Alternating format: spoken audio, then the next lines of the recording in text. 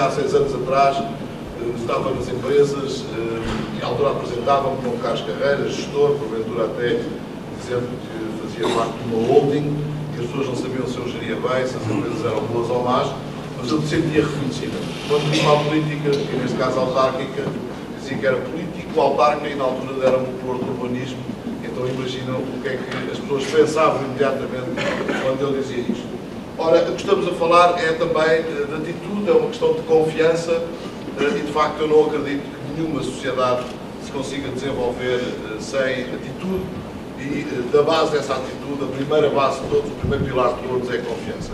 Lembro-me inclusivamente, eu estudei, comecei a trabalhar muito cedo, aos 16 anos, e estudava à noite, e um dia entrei em Lisboa no metro e o maquinista, na altura, disse: atenção, senhores passageiros da terceira carruagem, era onde eu estava, ou que eu ia entrar, é para vos informar que acabou de entrar um conhecido carteirista do metro de Lisboa. Nós, na carruagem, ficámos todos, como devem imaginar, a desconfiar uns dos outros, um que era gordo, outro que era magro, um que era alto, outro que era baixo, um que era branco, outro que era preto, enfim, um que era homem, outro que era mulher, e ficou um ambiente, como imaginam, péssimo. Ora, se pensávamos que o ambiente estava péssimo, pior foi quando, passadas umas carruagens, o maquinista disse: é para informar que acabou de sair o conhecido carteirista da terceira carruagem. O problema foi os que ficámos lá dentro, porque tínhamos desconfiado todos uns dos outros e tínhamos todos a certeza que, pelos vistos, nenhum de nós era o carteirista. Por isso, preferi trazer-vos aqui hoje uma perspectiva um pouco diferente, mas ainda assim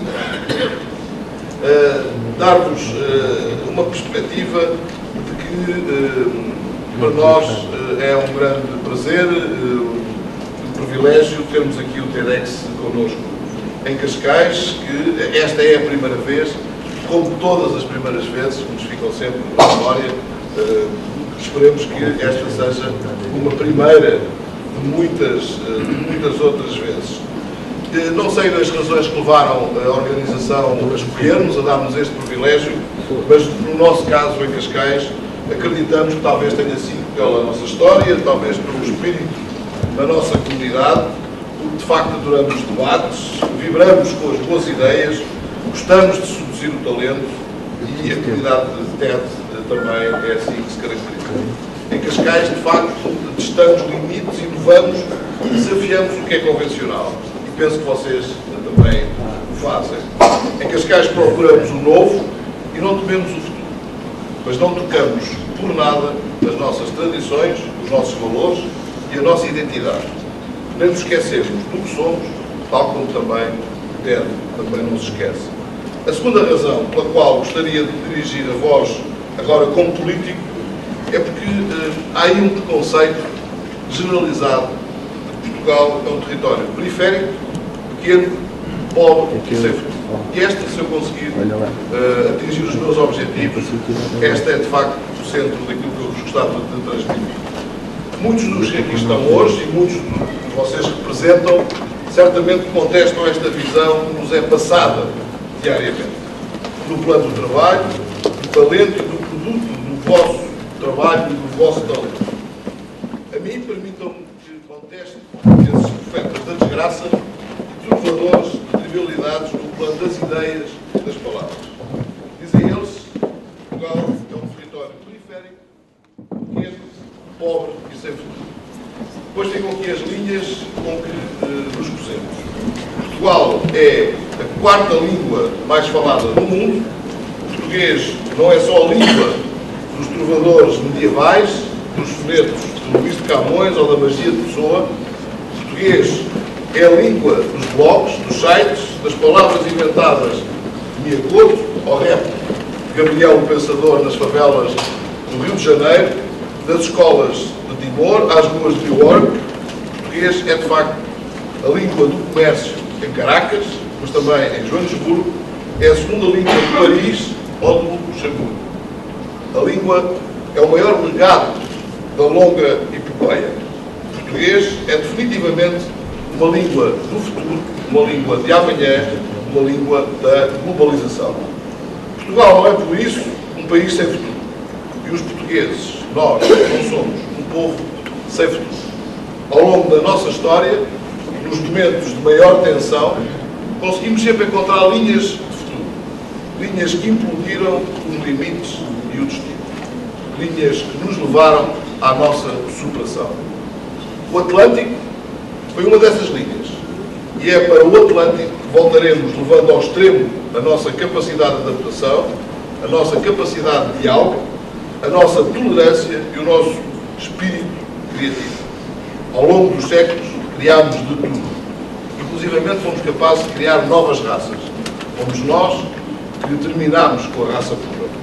Eu acredito que devemos derrubar os muros das nossas atuais limitações e não podemos criar novas linhas e, por isso mesmo, permitam-nos uma pequena provocação. A comunidade de países que falam português tem uma das mais elevadas taxas de crescimento económico e demográfico. Mas imaginemos, por um momento, que o mundo português e o mundo espanhol, dois mundos familiares que se entendem, juntam forças num grande espaço ibero-latino. Falamos do terceiro espaço mundial do ponto de vista demográfico, falamos apenas e só do terceiro espaço do mundo com o recurso mais poderoso de todos, as pessoas. Sei que há céticos, para os que só têm na cabeça o "é economia estúpido", aqui ficam os números, e se o PIB conjunto de todos os países falantes de português já constitui a sexta maior potência económica, ao acrescentarmos os falantes de espanhol, estamos a constituir nada mais, nada menos do que a segunda potência do mundo, apenas superada pelos Estados Unidos e à frente daquilo que agora é tão recorrente, que é a República Popular da China. Mas voltemos à língua, para ver quão centrais somos no mundo e quão valorosos são as nossas capacidades de relacionamento com os povos. 2/3 do planeta são dominados por 4 grandes línguas. Na verdade, se quisermos, até 3. É aqui que estamos, é aqui que temos de estar, é este o nosso espaço de influência e de atividade. Portugal não é o limite, a União Europeia não é o nosso limite e eu não acredito em limites. Mas passa a redundância, no limite, o nosso limite é este grande espaço de partilha, de entendimento mútuo, de afinidade, de civilização e de criação. Portugal não é, por tudo o qual foi demonstrado, um país periférico. Uma última nota para vos provar que, com estas minhas lentes, Portugal não é um país pobre. Temos em todo o mundo um modelo de crescimento esgotado.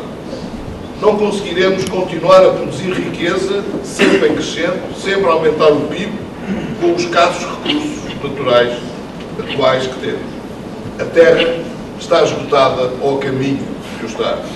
Temos, por isso, de caminhar para o desconhecido. A expansão da plataforma continental fará do nosso país o 10º em território mundial. Mais ou menos, para se ter uma ideia do tamanho da Índia. Uma nova Índia, no sentido simbólico.